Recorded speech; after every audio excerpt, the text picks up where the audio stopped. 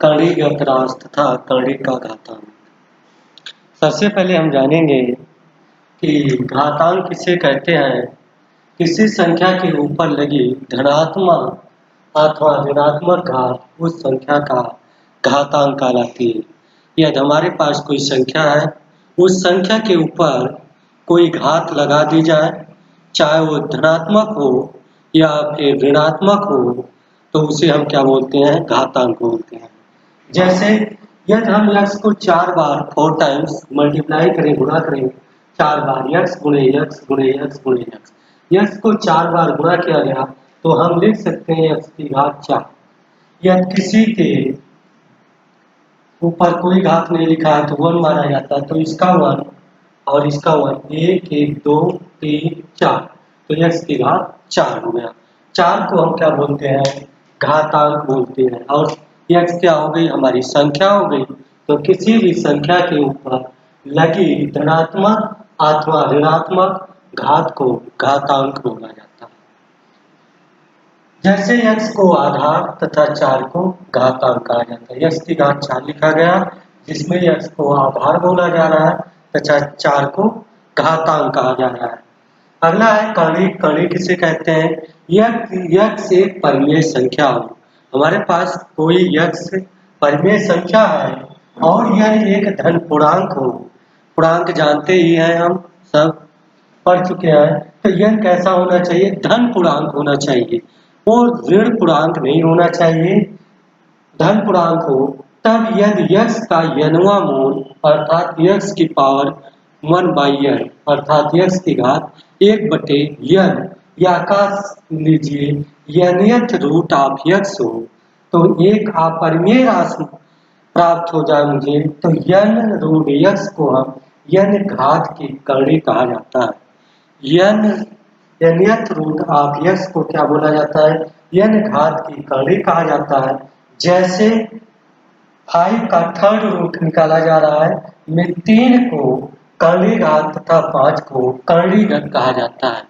जिस संख्या की करणियां हमें निकाली जाती हैं, उस संख्या को हम करणीगत कहते हैं तथा उस संख्या का जितना मूल निकाला जाता है, दूसरा मूल, तीसरा मूल, चौथा मूल या 5वां मूल, जो मूल निकाला जाएगा वह मूल क्या कहलाता है, करणी घात कहलाता है। जैसे यहाँ पर 5 का तीसरा मूल निकाला जा रहा है।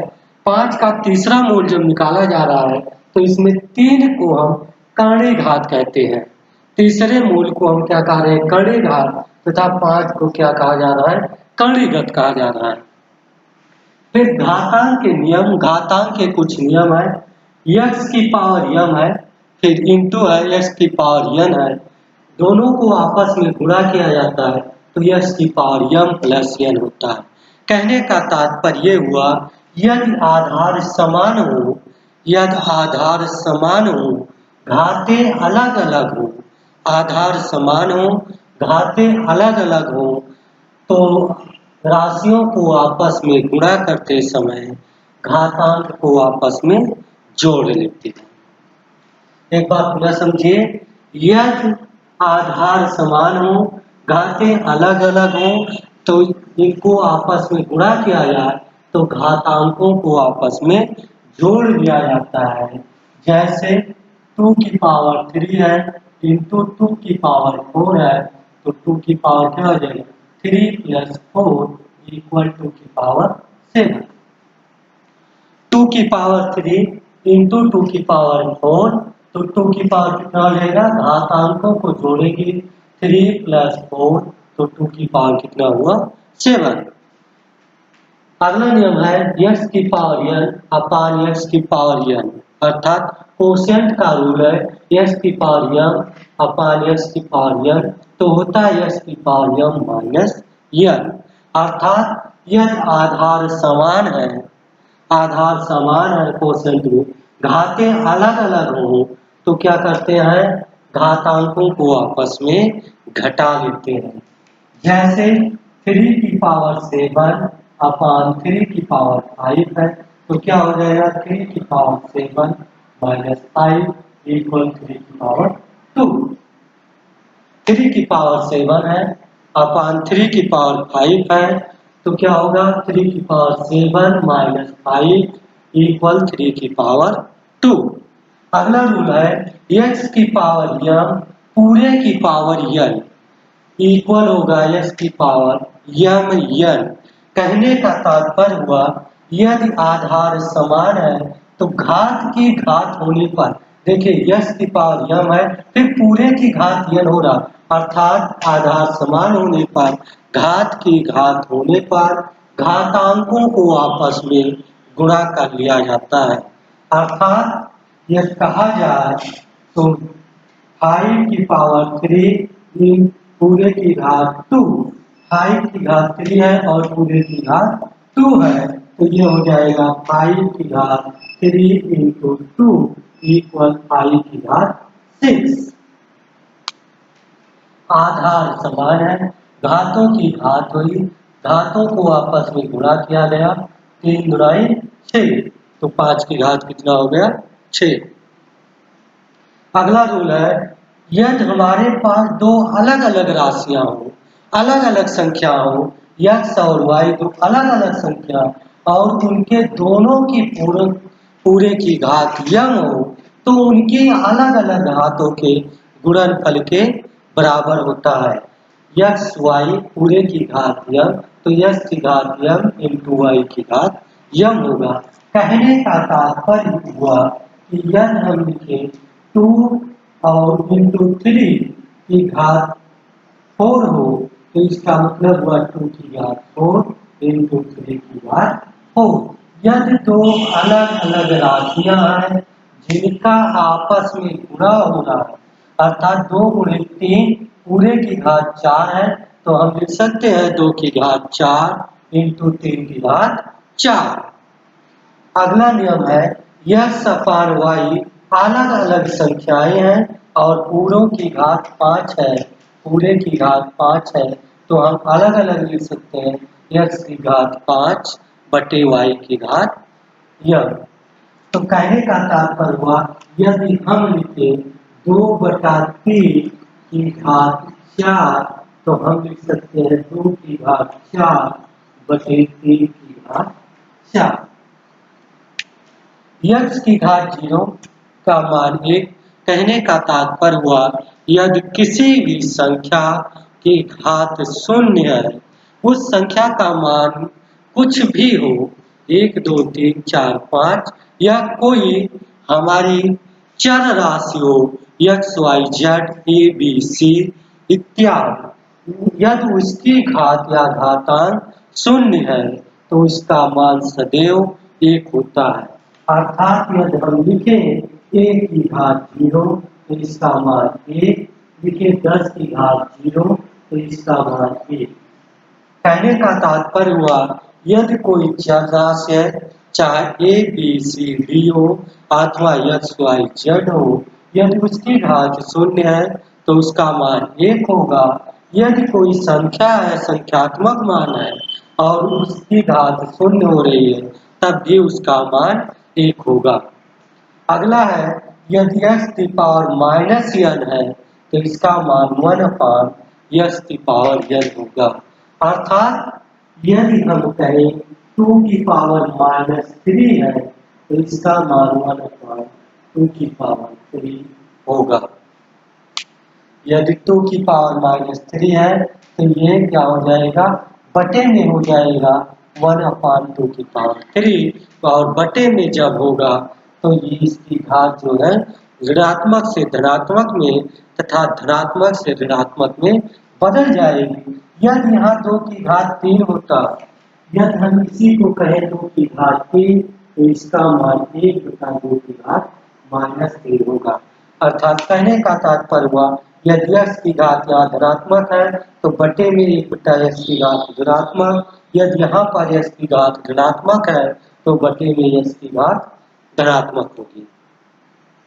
एक बार पुनः देखिए, घातांक किसे कहते हैं, किसी भी संख्या है, हमारे पास कोई भी संख्या है, जैसे 2 संख्या है, उसके ऊपर धनात्मक या ऋणात्मक घात का लगना ही घातांक कहलाता है।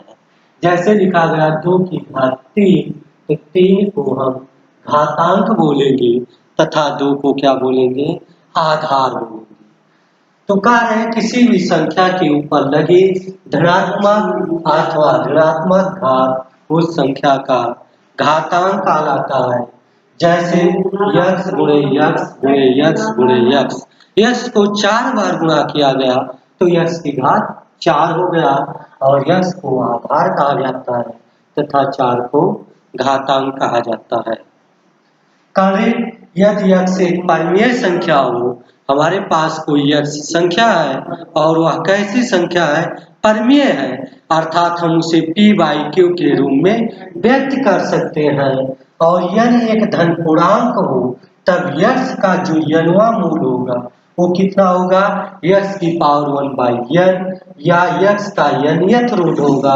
एक अपरिमेय राशि प्राप्त हो जाए तो यक्स का यनियत रूट को n घात की करणी कहा जाता है। जैसे 5 का थर्ड रूट है तो 3 को करणी घात तथा 5 को करणीगत राशि कहा जाता है। इसके बाद घातांक के नियम हमने पढ़ा, यह आधार समान है, घातें अलग अलग हो तो आपस में राशियों को गुणा करने पर घातांकों को आपस में जोड़ लेते हैं। जैसे 2 की घात 3 गुणे 2 की घात 4 बराबर 2 की घात 3 प्लस 4 बराबर 2 की घात 7। दूसरा नियम हमने प्रापोर्शन का रूल भाग का, अगर आधार समान हो घातें अलग अलग हो तो घातांकों को आपस में घटा लेते हैं। जैसे 3 की घात 7 बटे 3 की घात 5 बराबर 3 की घात 7 माइनस 5 बराबर 3 की घात 2।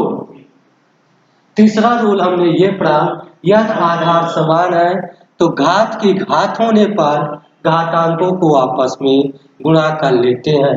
यक्स की घात यम है और पूरे की घात यन है तो यक्स की घात यन हो गया, घातांकों को आपस में गुणा कर लिया गया। अर्थात 5 की घात 3 है और पूरे की घात 2 है तो 5 की घात 3 गुणे 2 अर्थात 5 की घात 6 हुआ। चौथा रूल यह है, यह संख्याएं अलग अलग हैं और पूरे की घात यम है तो उन संख्याओं के अलग अलग घातांकों के गुणन के बराबर होगा, अर्थात x की पावर यम इंटू वाई की पावर यम हो जाएगा। अर्थात कहने का तात्पर्य हुआ 2 गुणे 3 है और पूरे की घात 4 है तो इसका मान 2 की घात 4 गुणे 3 की घात 4 अलग अलग लिख सकते हैं। अगला है यक्स क्यूब अपान वाई, पूरे की घात यम है तो यक्स की घात यम अपान वाई की घात यम लिख सकते हैं। कहने का तात्पर्य हुआ 2 बटे 3 की घात 4 है तो 2 की घात 4 बटे 3 की घात 4 लिखा जा सकता है। यक्स की घात 0 है, उसका मान हमेशा 1 होगा। कहने का तात्पर्य किसी भी संख्या या किसी भी चर राशि अचर राशि का घात या घातांक 0 है तो उसका मान सदैव 1 होगा। जैसे 1 की घात 0 है तो इसका मान 1, 10 की घात 0 है तो इसका मान भी 1 हो। ये हमारी चर राशि हो गई, चर राशि की घात 0 होने पर 1, 10 हमारा अचर राशि है, अचर राशि की घात 0 होने पर उसका मान 1 होगा। यक्स की घात माइनस n है तो उसे हम लिख सकते हैं 1 अपान यक्स की घात n, या यक्स की घात n है तो उसे हम लिख सकते हैं 1 अपान यक्स की घात माइनस n। अर्थात यहाँ पर यक्स की घात धनात्मक होने पर यहाँ पर यक्स की घात ऋणात्मक, यहाँ पर यक्स की घात ऋणात्मक होने पर यहाँ पर यक्स की घात धनात्मक लिखा जाएगा। अर्थात 2 की घात माइनस 3 बराबर 1 अपान 2 की घात 3 लिख सकते हैं और 2 की घात 3 इक्वल 1 अपान 2 की घात माइनस 3 लिखा जा सकता है।